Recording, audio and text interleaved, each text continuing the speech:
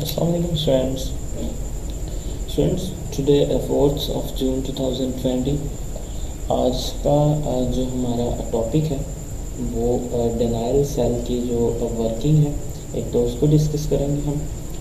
तो आपकी बुक के टॉपिक नंबर के अकॉर्डिंग 7.5.3.2 और उसके साथ एक और जो है वो छोटा सा टॉपिक हम उसको भी डिस्कस करेंगे 7.6.1 को। तो चलिए स्टार्ट करते हैं हमारे आज के जो टॉपिक्स हैं। सबसे पहले वर्किंग ऑफ डिनायल सेल को स्टडी करते हैं। इसकी कंस्ट्रक्शन जो थी और इसकी डेफिनेशन ये हम लास्ट लेक्चर में डिस्कस कर चुके हैं। तो आज जो है हम इसकी जो है वो प्रॉपर वर्किंग को स्टडी करेंगे। Working of the cell. The zinc metal has tendency to lose electrons more readily than copper.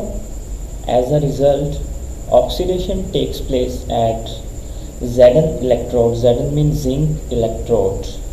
The electrons flow from zinc electrode through the external wire in a circuit to copper electrode.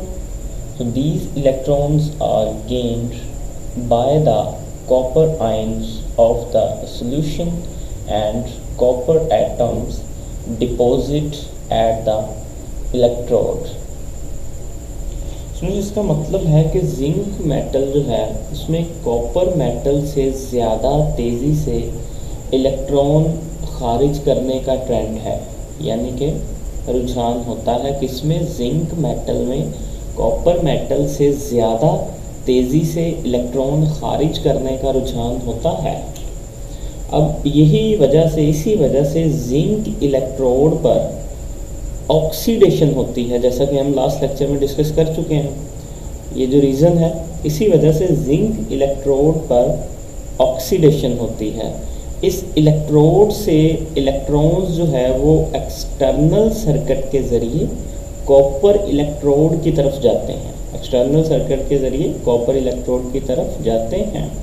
अब solution के copper ions in electrons को हासिल करके electrode पर जमा होते रहते हैं। डिपॉजिट एट द इलेक्ट्रोड, यानी कि इलेक्ट्रॉन्स को हासिल करके इलेक्ट्रोड पर जो है वो डिपॉजिट होते रहते हैं, जमा होते रहते हैं।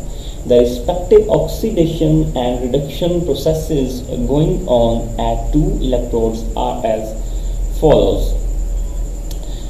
दोनों इलेक्ट्रोड्स पर रेलिवेंट ऑक्सीडेशन और रिडक्शन के प्रोसेस जो है वो कंटिन्यू रखते हैं, जैसा कि हम ये नीचे रिएक्शंस में अभी हम देखते हैं।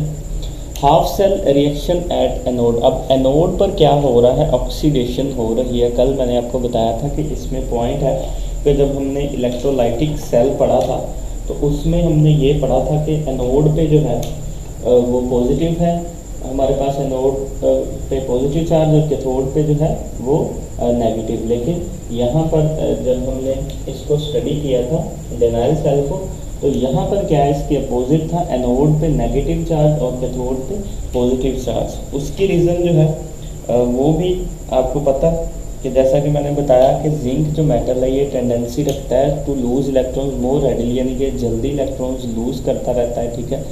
तो उस वजह से जो कॉपर है वो इलेक्ट्रॉन्स डेफिशिएंट होता है। क्यों? क्योंकि वो जहाँ जिंक जो है इलेक्ट्रोड की जानिब से इलेक्ट्रॉन्स खारिज होते रहते हैं और कॉपर पर जाके डिपॉजिट होते रहते हैं। तो यहाँ पर हमारे पास ऑक्सीडेशन है। ऑक्सीडेशन और रिडक्शन की जो डेफिनेशंस है वो इस चैप्टर में अच्छे तरीके से आप लोग पढ़ चुके हैं। तो यहाँ पर ऑक्सीडेशन कैसे है, ऑक्सीडेशन की किस डेफिनेशन के अकॉर्डिंग है।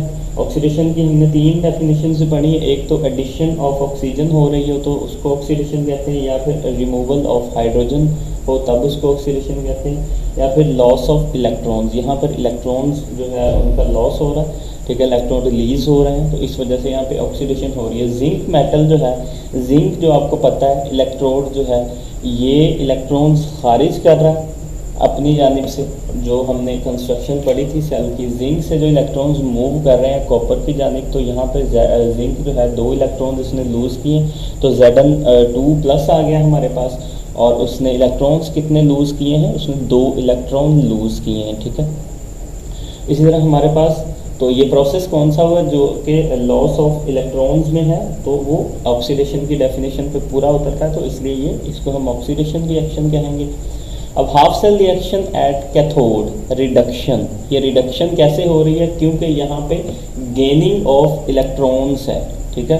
अब जो जिंक ने इलेक्ट्रॉन लूज किए थे, अब कॉपर ने क्या किया था, वो एक्सेप्ट किए थे, कॉपर 2+, और उसके साथ ये 2 इलेक्ट्रॉन जो जिंक ने डोनेट किए थे ये एक्सेप्ट कर रहा है, +2e यानी कि 2 इलेक्ट्रॉन, तो ये कॉपर अपनी स्टेबल हालत में Cu, ठीक है। अब ओवरऑल रिएक्शन हमारे पास क्या बनता है, overall galvanic reaction is the sum of these 2 half cell reaction. अगर इनको सम अप किया जाए, इनको सिंप्लीफाई किया जाए, तो हमारे पास क्या बचता है, Zn + Cu 2 पॉजिटिव 2+, और प्रोडक्ट में हमारे पास क्या बचता है, जिंक 2+ प्लस कॉपर, यानी कि अपनी स्टेबल हालत में कॉपर।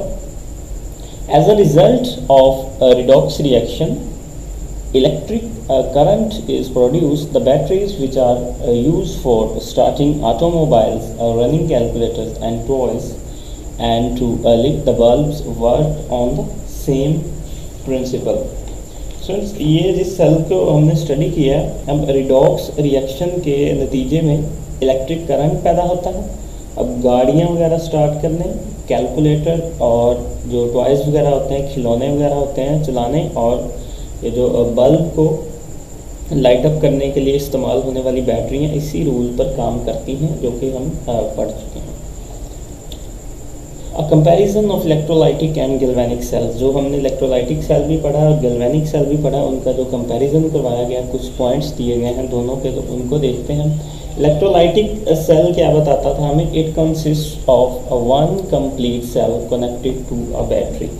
इलेक्ट्रोलाइटिक सेल जो था वो एक मुकम्मल सेल पर मुश्तमिल होता है जो बैटरी से जुड़ा होता है। इसके अपोजिट गैल्वेनिक सेल में क्या, it consist of 2 half cells connected through a salt bridge, यानी कि ये 2 हाफ सेल्स पर मुश्तमिल होता है, जैसा कि हमने पढ़ा था बड़ी डिटेल से, ये जिनको साल्ट ब्रिज के ज़रिए एक दूसरे से जोड़ा जाता है।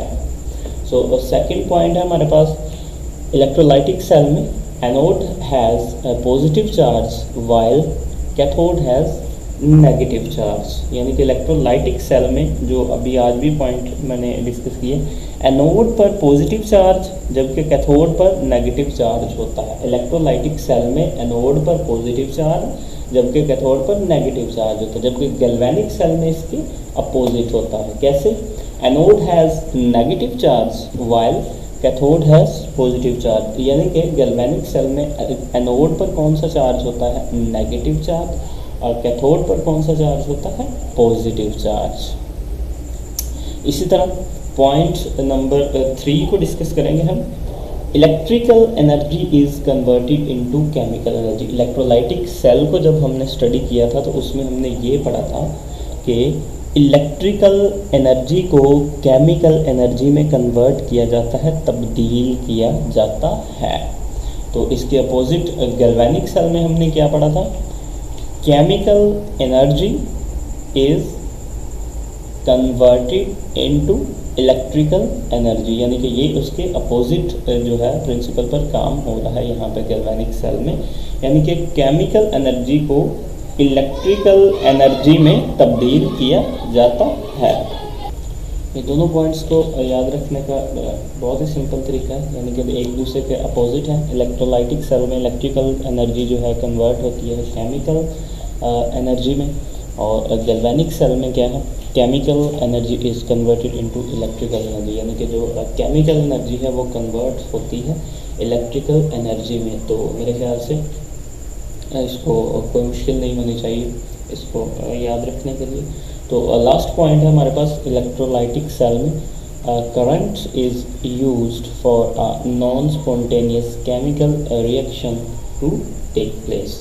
नॉन स्पॉन्टेनियस केमिकल रिएक्शन के लिए करंट इस्तेमाल किया जाता है, यानी कि मैंने आपको बताया था स्पॉन्टेनियस रिएक्शन और नॉन स्पॉन्टेनियस रिएक्शन कौन कौन से होते हैं। स्पॉन्टेनियस वो होते हैं जो खुद ब खुद हो जाते हैं, उनको जैसे इधर बात हो रही है कि करंट वगैरह प्रोवाइड नहीं करना पड़ता, तो उसके अपोजिट हमारे पास है, जो कि गैल्वेनिक में उसके